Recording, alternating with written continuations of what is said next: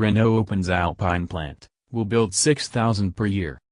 Renault has invested in plant capacity to build up to 6,000 sports cars annually under the revived Alpine brand, the company said on Thursday, as it formally opened the new production line in Dieppe, northern France.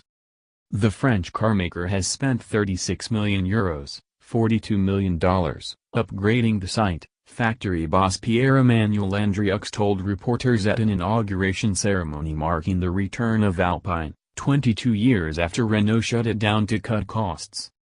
In a nod to the history of the brand, founded in 1955, the new A110 will be produced in a limited edition of 1,955 vehicles, taking its name and styling from the best-known past model, sold between 1961 and 1977.